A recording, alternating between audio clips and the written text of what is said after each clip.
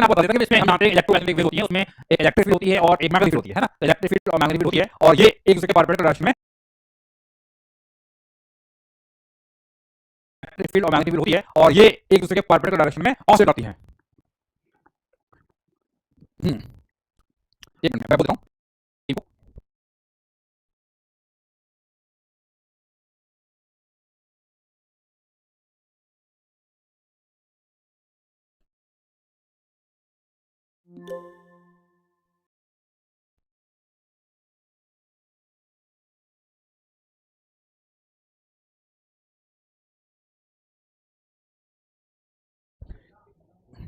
तो electromagnetic wave मैं already discuss कर चुका हूं स्टार्टिंग में जब मैंने वेव ऑप्टिक्स स्टार्ट किया था। इलेक्ट्रोमैग्नेटिक वेव में हम जानते हैं क्या होता है, इलेक्ट्रिक फील्ड होती है और मैग्नेटिक फील्ड होती है और टाइम वेरिंग यहाँ पे इलेक्ट्रिक फील्ड होती है, ये हम ऑलरेडी बात कर चुके हैं। अब यहाँ पर हम बात करते हैं आखिर इलेक्ट्रोमैग्नेटिक प्रोड्यूस कैसे होती है। तो इसके पीछे लॉजिक ये है कि हम ऑलरेडी जानते हैं कि जब भी एक टाइम वेरिंग मैग्नेटिक फील्ड होती है, टाइम वेरिंग मैग्नेटिक फील्ड होती है तो उसमें एक इलेक्ट्रिक फील्ड आती है, इलेक्ट्रिक फील्ड इंड्यूस होती है। तो यहाँ पर एक साइंटिस्ट थे मैक्सवेल, तो मैक्सवेल ने बोला था कि जैसे टाइम वेरिंग मैग्नेटिक फील्ड में इलेक्ट्रिक फील्ड होती है, उसी प्रकार से टाइम वेरिंग इलेक्ट्रिक फील्ड में मैग्नेटिक फील्ड होती है। टाइम वेरिंग इलेक्ट्रिक फील्ड में क्या होती है, मैग्नेटिक फील्ड होती है। ठीक है, तो यहाँ पे लिख लेते हैं according to Maxwell time varying magnetic field produces electric field and vice versa। Vice versa मतलब टाइम वेरिंग मैग्नेटिक फील्ड क्या करती है, इलेक्ट्रिक फील्ड प्रोड्यूस करती है, उसी प्रकार से टाइम वेरिंग इलेक्ट्रिक फील्ड क्या करती है, मैग्नेटिक फील्ड प्रोड्यूस करती है। तो हमारे पास जो इलेक्ट्रोमैग्नेटिक वेव्स होती हैं, जो हमारे पास इलेक्ट्रोमैग्नेटिक वेव्स होती हैं, उसमें हम जानते हैं कि यहाँ पर अगर मैं इस प्रकार से डायग्राम बना रहा हूँ तो लेट्स से ये हमारी एक्स डायरेक्शन है, ये हमारी वाई है और ये हमारी जेड है। तो यहाँ पर इलेक्ट्रिक फील्ड जो होती है, अगर मान लो इस प्रकार से इलेक्ट्रिक फील्ड है, ये इलेक्ट्रिक फील्ड है, तो मैग्नेटिक फील्ड जो होती है इसकी क्या होती है, परपेंडिकुलर होती है। That we already studied in starting, बात ऑलरेडी कर चुके हैं। तो यानी प्लेन ऑफ मैग्नेटिक फील्ड जो होता है, प्लेन ऑफ मैग्नेटिक फील्ड होता है और प्लेन ऑफ इलेक्ट्रिक फील्ड होता है, वो आपस में एक दूसरे के परपेंडिकुलर होता है ना। तो यहाँ पर ये इलेक्ट्रिक फील्ड है और ये हमारी मैग्नेटिक फील्ड है। अच्छा, इलेक्ट्रिक फील्ड की अगर हम बात करेंगे, इसकी इक्वेशन होती है E बराबर E not let's say sine omega T minus के एक्स। तो मैग्नेटिक फील्ड की इक्वेशन होगी B बराबर B not sine omega T minus के एक्स। तो ये इंपॉर्टेंट रिजल्ट है, ध्यान रखना कि इलेक्ट्रिक फील्ड और मैग्नेटिक फील्ड होते हैं वो सेम फेज में होते हैं, सेम फेज में होते हैं। और इसमें क्या होता है कि यहाँ पर इलेक्ट्रिक फील्ड कैसी है, टाइम वेरिंग है। तो अगर इलेक्ट्रिक फील्ड टाइम वेरिंग है और साइनसॉइडल सेम फॉर्म में है, तो ये क्या करेगी, मैग्नेटिक फील्ड प्रोड्यूस करेगी। और मैग्नेटिक फील्ड कैसी है, टाइम वेरिंग है। तो मैग्नेटिक फील्ड टाइम वेरिंग तो वापस क्या करेगी, इलेक्ट्रिक फील्ड प्रोड्यूस, यानी आपस में एक दूसरे को प्रोड्यूस कर देगी। इलेक्ट्रिक फील्ड क्या करेगी, मैग्नेटिक फील्ड प्रोड्यूस करेगी और magnetic field electric field produce करेगी। इस प्रकार से ये वेव क्या कर रही है, प्रोपेगेट हो रही है और ये एक्स डायरेक्शन में वेव प्रोपेगेट हो रही है, यानी कि आपका स्पीड ऑफ लाइट इसके होगी। अच्छा, एक और खास बात है कि इलेक्ट्रिक फील्ड की डायरेक्शन किधर है, वाई में, और मैग्नेटिक फील्ड की डायरेक्शन जेड में। ई ऊपर है, बी आगे, तो ई क्रॉस बी की डायरेशन किधर आगे आएगी, ई क्रॉस बी की डायरेक्शन आएगी। लेकिन आपका जो सी है, C cap is the unit vector in direction of electric field, it will be equal to E cap cross B cap. C cap कितना होगा, ई कैप क्रॉस, यानी ये तीनों आपस में, यानी आपका ई वेक्टर, बी वेक्टर और सी वेक्टर क्या आपस में एक दूसरे के परपेंडिकुलर हैं। तो पहला रिजल्ट ये आ रहा है, यानी कि आप, अच्छा, उसी प्रकार से ये बी इधर है और सी आगे, तो बी आगे सी इधर, तो B cap cross C cap कहां आएगा, ऊपर आएगा। तो आई कैन से दैट यहाँ पर ई कैप जो होगा, it will be B cap cross C cap, यानी क्रॉस प्रोडक्ट लगा रहा है, क्रॉस प्रोडक्ट। ऐसे ही अगर मुझे बी कैप की डायरेक्शन निकालनी है तो it will be C cap cross E cap. Check कर लो भाई, चेक कर लो, चेक कर लीजिए सब लोग, चेक कर लीजिए क्या ये सही है। हाँ, चेक कर लीजिए क्या ये सही है, जो मैं लिखा है क्या ये सही है।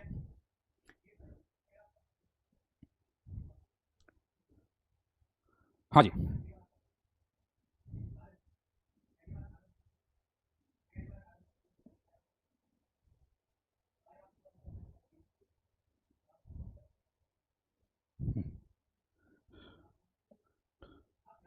हाँ जी, समझ आ गया, लिख लीजिए। अच्छा, अब इसमें ये हमने बात कर लिया। अब इसमें एक चीज रखना कि यहाँ पर एनर्जी की बात करेंगे तो यहाँ पर एनर्जी डेंसिटी होती है, इलेक्ट्रिक फील्ड के फॉर्म में भी होगी और यहाँ पे मैग्नेटिक फील्ड के फॉर्म में भी एनर्जी होगी, है ना। इलेक्ट्रिक फील्ड और मैग्नेटिक फील्ड के फॉर्म में एनर्जी होगी, तो एनर्जी डेंसिटी है ना, मैग्नेटिक एनर्जी डेंसिटी होती है electric field energy density ED, sorry not ED, U, U E बोल देता हूँ, UD, UD corresponding to electric field, corresponding to electric field. ये होता है half F zero E square, half F zero E square, ये होता है आपका energy density, half F zero E square. And energy density corresponding to magnetic field, ये होता है B square by twice of mu naught, ये formula होता है। बी स्क्वायर कितना, B square by twice of mu naught, है ना। तो ये होता है। और एक खास बात ध्यान रखना कि किसी भी या ये लाइट मूव करती है तो एनर्जी, इलेक्ट्रिक फील्ड के अंदर जो एनर्जी स्टोर होती है और मैग्नेटिक फील्ड में जो एनर्जी स्टोर होती है वो इक्वल होती है, ये दोनों इक्वल होंगे। तो यहाँ पर मैं नेक्स्ट स्लाइड में जाऊंगा, तो यानी कि यहाँ पर यू डी ई बराबर होता है यू डी बी, यानी कि half F zero E square, half F zero E square बराबर क्या आता है, B square by two mu naught. तो यहाँ हाफ से हाफ चला जाएगा, तो यहाँ से अगर आप निकालोगे, इसको इधर ले जाइए, इसको इधर ले जाइए, तो E by B, E by B आएगा 1 अपॉन या E square by B square आएगा 1 upon mu not F zero. तो यहाँ रूट लेंगे तो E by B it is your 1 upon root of mu not F zero. और ये हम जानते हैं स्पीड ऑफ लाइट होता है। तो स्पीड ऑफ लाइट का फॉर्मूला आ चुका है ई बाई बी, यानी ratio of electric field and magnetic field, है ना, ई और बी का रेशियो है। ये है 1 upon root of mu naught into F zero. लिख लीजिए सब लोग फटाफट।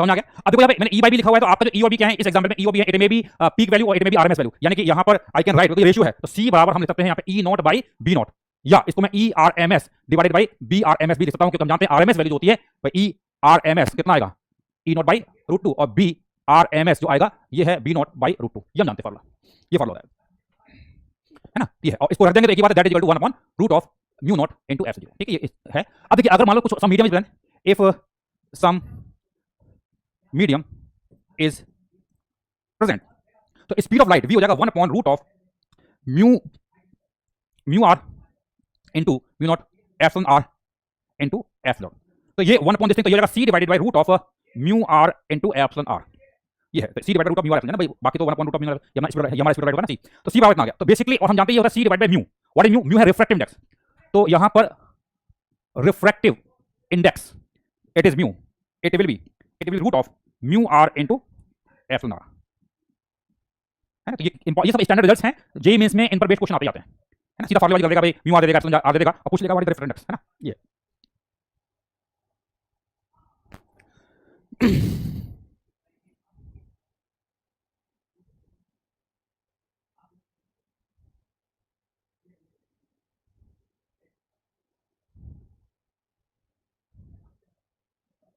समझ आ गया, आपको फॉर्मूला याद रखना है ना।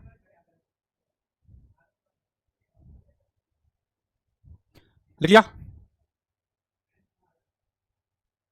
आज तक बेटा आप ज्योमेट्रिकल ऑप्टिक्स के एक काम कीजिए, नोट्स को डाउनलोड कर लीजिए एंड नोट्स को पढ़ लीजिए, जहां आप अटको, जहां दिक्कत आए उसके करस्पॉन्डिंग आप क्या करिए, रिकॉर्डिंग देख लीजिए, ठीक है, लिख लीजिए, समझ आ गई, लिख लिया?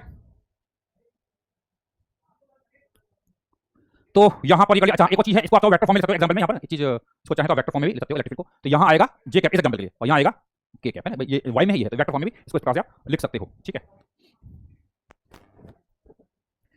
लिख लिया सब लोगों ने? चलिए अब यहां पर हम बात करेंगे इंटेंसिटी ऑफ लाइट, तो देखिए इंटेंसिटी ऑफ लाइट, तो इंटेंसिटी जो आएगी it is because of both electric field and magnetic field, देखिए हमें मेन से मतलब है, ज्यादा डिटेल में नहीं जाएंगे, हमें केवल उतना समझना है जिससे कि हमारे मेन के क्वेश्चन सॉल्व हो जाए, तो इंटेंसिटी आपका यहाँ पर इंटेंसिटी जो आई होती है, इंटेंसिटी इसका फार्मूला होता है half F zero E not square into C, half F zero E not square into C, ये इसका फार्मूला होता है, तो ये है इंटेंसिटी ऑफ लाइट, है ना, तो ई नॉट हम जानते हैं is the peak value of electric field, है ना, half F zero E not square into C ये फार्मूला होता है, और हम जानते हैं कि अगर ई आर एम एस की तरह बात करेंगे, ई आर एम एस कितना होता है, ई नॉट बाई रूट टू, है ना, ई नॉट बाई रूट टू, तो यहाँ पर क्या मैं आई को ले सकता हूँ F zero E R M S square into C, या तो नो लिख सकते हैं, नहीं लिख सकते हैं, ठीक है भाई, लिख लीजिए half F zero E not square into C, तो F zero E R M S square into C लिख लीजिए, तो यह इंटेंसिटी ऑफ लाइट। अब देखो हम जानते हैं कि यहाँ पे जो लाइट है उसमें जो एनर्जी आ रही है it is because of both electric field as well as magnetic field, electric field के कारण भी आ रही है और मैग्नेटिक फील्ड के कारण, तो अगर मैं केवल इलेक्ट्रिक फील्ड के कारण इंटेंसिटी निकाल जाता हूँ या केवल मैग्नेटिक फील्ड के कारण निकाल जाता हूँ तो क्या होगी, तो मैं बोलूंगा यहाँ पे intensity due to only electric field, तो इंटेंसिटी जो आएगी इस केस में आई, इसको आई जो होगा इसका हाफ हो जाएगा, it will be half, it will be 1/4 F zero E not square into C, या 1/2 F zero E R M S square into C, समझ आ गया भाई, ये आपका फॉर्मूला है इंटेंसिटी टू इलेक्ट्रिक फील्ड। अच्छा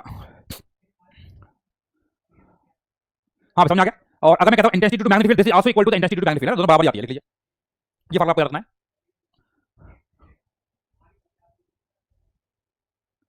तो सीधा मैं टू द पॉइंट बात कर रहा हूं यहां पर, है ना, ज्यादा हम फालतू की बात नहीं करेंगे यहां पे, हाँ जी,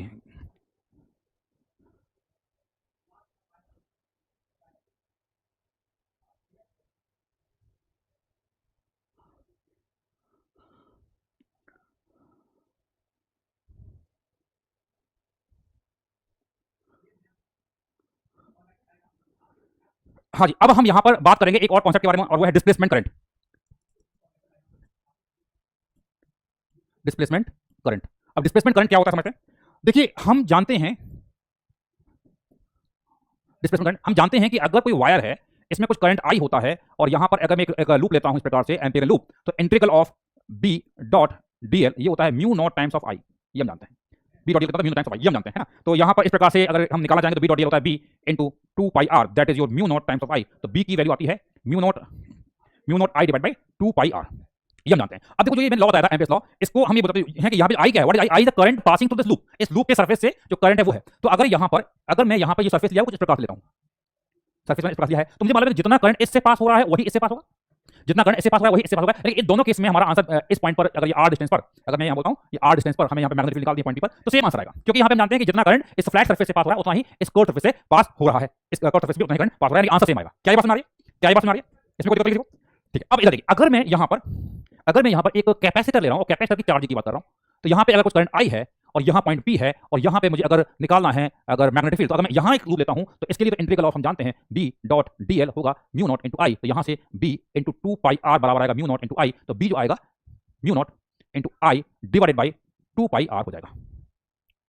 लेकिन अब इसमें ही अगर मैं कहता हूं कि मैं यहां पर ये सरफेस लेता हूं, तो अब देखो करंट या इस सरफेस से तो करंट पास हो रहा है, बट यहां का मैं सरफेस लेता हूं इससे कोई करंट पास नहीं हो रहा है, तो यानी कि अब इस सरफेस की बात करेंगे तो इस सरफेस की बात करेंगे तो लफड़ा हो जाएगा, है ना, इस सरफेस की बात करेंगे तो लफड़ा हो जाएगा, करंट जीरो है, तो अगर इस सरफेस की बात करते हैं तो इसकी करस्पॉन्डिंग अगर मैं बी डॉट डी एल निकालता हूं, बी डॉट डी एल हम यहां पर निकालते हैं, integral of B dot D L हम निकालते हैं, तो म्यू नॉट इंटू करंट कितना है जीरो, यानी यहां से आपको क्या लग रहा है बी जीरो, यानी कि आप जब इस सरफेस की बात करते हो तो आपका आंसर आ रहा है mu not I by 2 pi R, और जब आपने ये सरफेस लिया है तो आपका आंसर आ रहा है बी बराबर जीरो। हम जानते हैं ऐसा पॉसिबल नहीं है, ऐसा पॉसिबल नहीं है, यानी कि यहाँ पे कुछ गड़बड़ हो रही है। तो यहाँ पे बेसिकली जो आपका ये लॉ है एम्पियर्स लॉ, ये कंप्लीट लॉ नहीं है, इसकी जगह एक और लॉ होता है, उसको बोलते हैं एम्पियर्स मैक्सवेल लॉ। क्या बोलते हैं? एम्पियर्स मैक्सवेल लॉ, है ना। तो आप उसकी बात करेंगे तो यहाँ पर हमें करेक्शन करना पड़ेगा इस लॉ में, तो पहले इतना नोट कर लीजिए, फिर आगे बात करते हैं। Please note down.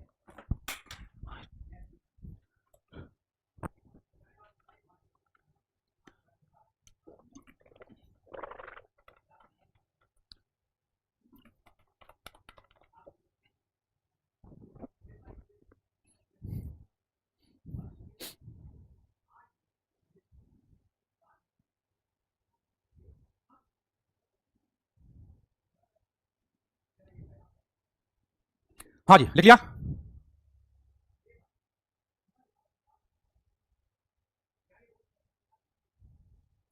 देखो करंट जो है बेटा यहाँ पर वायर में है, यहाँ कोई करंट थोड़ी है भाई, करंट जो है वो यहाँ है, इसमें कोई करंट नहीं है। चलो अब आगे बढ़ते हैं। तो इसका मतलब यहाँ पे एक कंसिस्टेंट नहीं हो रहा है, तो इसको एक्सप्लेन करने के लिए हम यहाँ पर बात करेंगे इस तरह की। तो यहाँ पर अगर मैं कहता हूँ ये कैपेसिटर है और मैंने यहाँ पर एक एम्पीरियन लूप लिया था, यहाँ पे कुछ करंट आई था और यहाँ पर मैंने एक ये सरफेस लिया था, तो यहाँ मैंने करंट आई आएगा तो इस सरफेस पर चार्ज प्लस क्यू आएगा, यहाँ माइनस क्यू आएगा, और उसके कारण करंट तो नहीं है बट यहाँ इलेक्ट्रिक फील्ड है। करंट तो नहीं है इस बीच वाले रीजन में, करंट नहीं है, बट आप यहाँ पे क्या इलेक्ट्रिक फील्ड है, इलेक्ट्रिक फील्ड है तो यहाँ पे एक इलेक्ट्रिक फ्लक्स होगा, इलेक्ट्रिक फ्लक्स फाइव है, इलेक्ट्रिक फ्लक्स कितना होगा ई इनटू एरिया, एरिया होता है ये प्लेट जो है उनका एरिया हो जाएगा, और हम जानते हैं इलेक्ट्रिक फील्ड कितनी होती है Q divided by F zero A, और इनटू ए से मल्टीप्लाई कर दिया तो ए से ए चला गया, तो यहाँ पर इलेक्ट्रिक फ्लक्स कितना आ रहा है Q divided by F zero, Q divide by zero. अब यहाँ पे अगर मैं इसको डिफरेंशिएट करता हूँ D phi by D T निकालता हूँ, rate of change of flux D phi by D T, तो it will be 1 upon F zero into D Q by D T.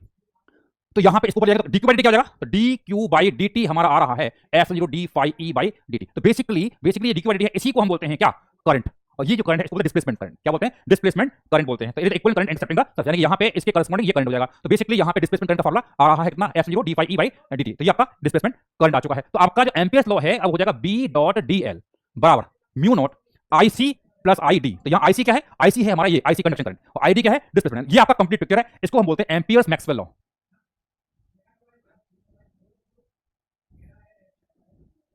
Amperes Maxwell law ये बोलता है ना, ये है एम्पियर्स मैक्सवेल लॉ, लिख लीजिए।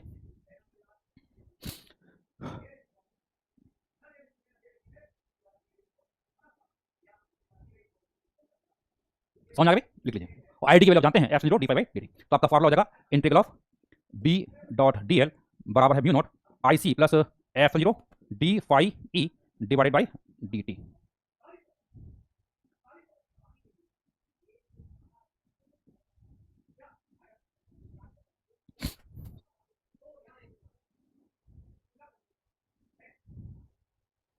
हाँ भाई समझ आ गया।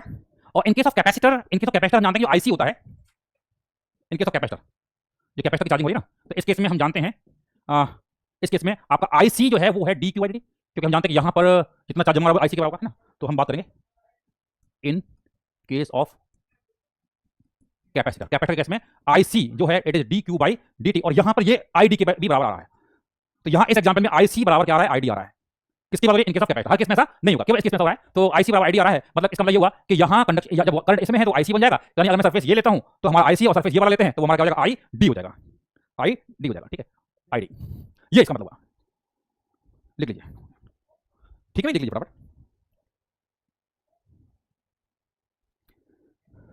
तो अब यहां पर बेसिकली मैक्सवेल ने इस लॉ में करेक्शन कर लिया था, एंड फाइनली मैक्सवेल ने 4 इक्वेशन दी थी, और ये 4 इक्वेशन जो है फंडामेंटल इक्वेशन होती हैं, और ये इक्वेशन क्या करती हैं इलेक्ट्रोमैग्नेटिज्म के सारे जो इवेंट्स हैं, सारे लॉज हैं, उनको, सारी जो घटनाएं हैं, उनको एक्सप्लेन कर देती हैं। तो ये 4 इक्वेशंस के बारे में बात करेंगे। हालांकि आप ऑलरेडी सब जानते हैं, कोई नई इक्वेशन कुछ भी नहीं है। तो लिखिए सब लोग, डन डन, ठीक है। तो हम बात करेंगे यहाँ पे मैक्सवेल्स इक्वेशन। मैक्सवेल्स इक्वेशन तो पहली है गॉस लॉ।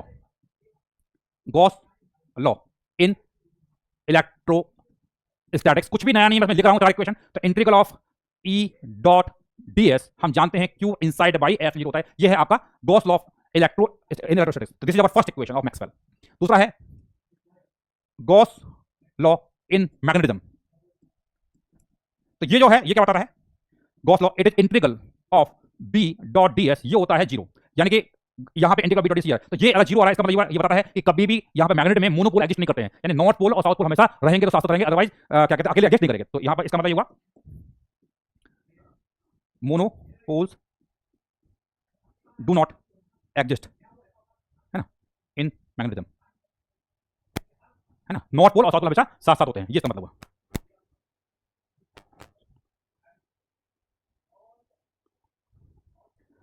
समझ आ गया भाई?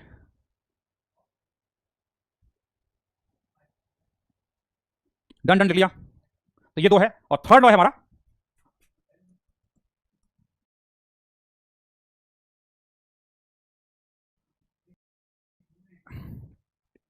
Phrase law of EMI. Faraday's law of EMI, तो ये क्या बोलता है? ईएमएफ इंटू ई होता है integral of E dot DL. E dot DL है, ये होता था minus D phi magnetic field divide by D T minus D by D T. ये होता था integral of B dot DS. ये आपके, ये है थर्ड इक्वेशन ऑफ मैक्सवेल। तो कुछ नया नहीं है, हम ऑलरेडी पढ़ चुके सब चीजें हैं।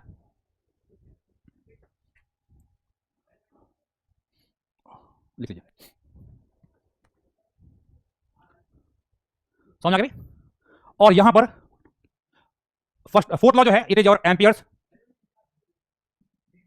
मैक्सवेल लॉ बोलते हैं। और ये क्या है? Integral of B dot DL बराबर होता है mu not times of I C plus F zero D phi E by D T. ये होता है, लिख लीजिए। ये तो 4 लॉ हैं, ये 4 लॉ हैं, they are the fundamental laws of electromagnetism.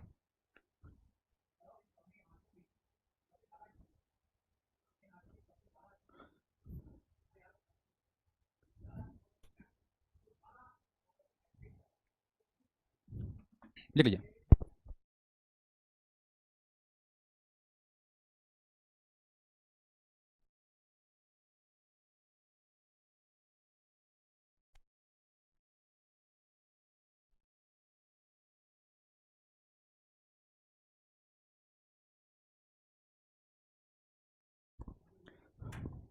हाँ भाई, समझ में आ गया भाई?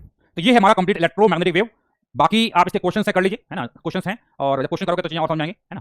तो इसमें क्वेश्चन चाहो तो हम कर लेते हैं क्वेश्चन। यहाँ पर एक क्वेश्चन है, बहुत ही स्टैंडर्ड क्वेश्चन है, ये आपका एनसीईआरटी में भी है क्वेश्चन। क्वेश्चन ये है कि यहाँ पर we have two plates of capacitor, circular plates हैं, यहाँ पर सर्कुलर प्लेट्स हैं, एंड इसका कैपेसिटर सी है जो भी है, एंड यहाँ कुछ करंट आई पास होगा तो इस पर आ जाएगा प्लस क्यू, यहाँ आएगा माइनस क्यू, है ना। और सर्कुलर प्लेट्स हैं, इनका रेडियस मान लेते हैं आर नॉट है ना, ये रेडियस आर नॉट है। तो क्वेश्चन मेरा ये है कि यहाँ पर आपको यहाँ से आर डिस्टेंस पर, इस पॉइंट पर आपको निकालना है मैग्नेटिक फील्ड। तो क्वेश्चन है find out magnetic field inside the capacitor as a function of r. करिए।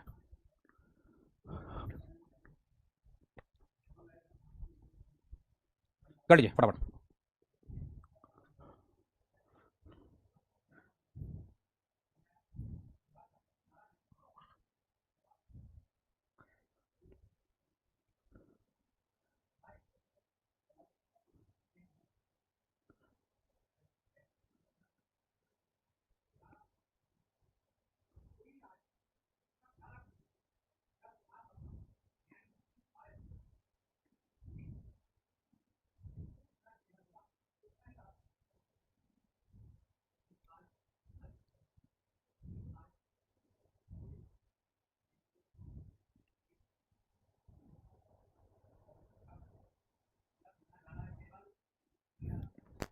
हाँ भाई, डन डन डन, लिख लीजिए। आ गया आंसर। कैसे करेंगे? तो यहां पर हमें एक एम्पियरन लूप लेना पड़ेगा, तो एम्पियर लूप लिया है, ये लूप लिया हुआ है, और हम जानते हैं करंट आई है, बट यहां से जो करंट जाएगा करंट नहीं जाएगा, यहां आएगा फ्लक्स, तो हमें डिस्प्लेसमेंट करने का पड़ेगा। तो फॉर्मूला होता है integral of B dot DL बराबर होता है mu not I C plus I D, I C plus I D, I D कितना होता है F0 d phi E by d d, basic formula ये है। हम जानते हैं इस यहां ले रहे हैं, यहां आई सी तो है जीरो, क्योंकि कंडक्शन करंट तो इधर था, बीच में तो नहीं है ना, तो बीच में था, तो इंटीग्रल बी डॉट डीएल तो हो जाएगा, तो हमें यहां पे फाई निकालना पड़ेगा, फ्लक्स फाई कैसे निकालेंगे, phi it is electric field E into इसका area, it is pi into small r square, pi into small r square, और इलेक्ट्रिक फील्ड कितनी है, it is q divided by F0 area, कौन सा पूरा area, it is pi r naught square into pi r square, तो pi से पाई चला गया, तो यहां पर फ्लक्स जो आ रहा है इसके through it is q small r square, q small r square divided by F0 r naught square, check करो भाई, ये निकाल चुके हो। अब ये निकाल चुके हो तो हमें निकालना पड़ेगा d phi E by D t, d phi by d कितना आएगा, डी फाई बाई डी कितना है अपना r square divided by F0 r naught square into D Q by D t, और डी क्यू बाई डी क्या है, ये वाला करंट है, ये करंट है, तो इसे ये हम लिखेंगे को r square divided by F0 r naught square into I, कौन सा वाला, वो करंट है, तो इसकी वैल्यू रखेंगे, तो इस ऊपर वाले में इंटीग्रल बी डॉट डी हो जाएगा बी इनटू 2 पाई आर बराबर म्यू नॉट, और F0 यहाँ वैल्यू रखेंगे तो F0 से F0 चला जाएगा, तो म्यू नॉट आएगा r square divided by r naught square into I, तो आर से आर चला गया, आर से आर चला गया, तो बी कितना आ रहा है, mu naught r divided by 2 pi, और यहां है r naught square into I, समझ आ गया, mu naught divided 2 pi r naught divided r naught square into I, ये हमने निकाली magnetic field as function of r, यानी कि बी जो है it is proportional to r, अंदर आर के साथ वैरी करेगा, ठीक है।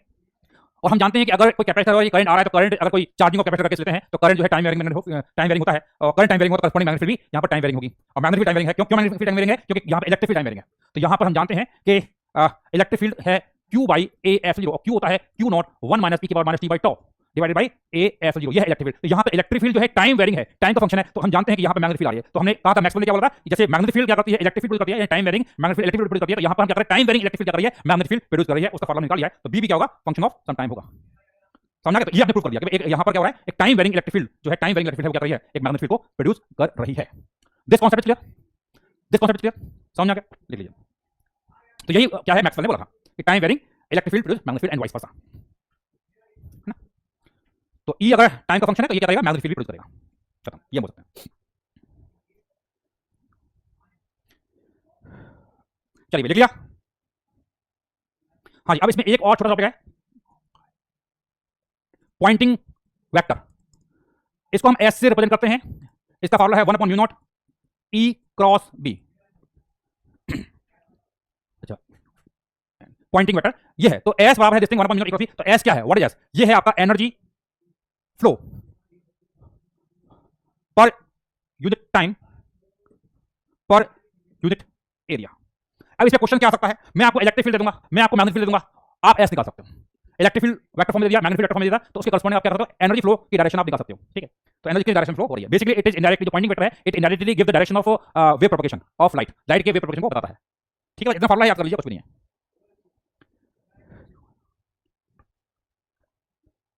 समझ में आया भाई, डन डन डन। चलिए, तो ये अपना यहाँ पर हमने इलेक्ट्रोमैग्नेटिक वेव समाप्त कर दिया है, क्वेश्चंस आपको कर लेना है, जेईई मेंस के हिसाब से जितने भी क्वेश्चन है वो आप कर लेना, and I will provide you all the questions, चिंता मत कीजिए। अब यहाँ पर अब जो अपना चैप्टर बचा हुआ है वो है सेमीकंडक्टर, तो सेमीकंडक्टर बचा हुआ है, तो हमारे पास अगली क्लास कल है, कल क्लास है, और उसके बाद अपने पास संडे रहेगी, तो संडे को क्लास लेंगे और अगली क्लास लेंगे, उसमें हमारा ये पूरा क्या कहते हैं सेमीकंडक्टर हम कवर करने की कोशिश करेंगे, ठीक है। चलिए, और वैसे भी सेमीकंडक्टर का जो कोर्स था, सिलेबस है, वो काफी कुछ प्रोड्यूस कर दिया है, तो हमें कोई ज़्यादा टाइम लगेगा भी नहीं, पहले ज़्यादा टाइम लगता था, पर अब उतना टाइम लगेगा। अरे हेड नहीं डालेंगे, होता क्या, वो कहते हैं सर आपने करा दिया फलाने का ना, तो कोई बात नहीं, अगली क्लास में करेंगे, कोई दिक्कत नहीं है, लास्ट टॉपिक बचा हुआ है 12th क्लास का, ठीक है। चलिए bye, take care, Radhe Radhe.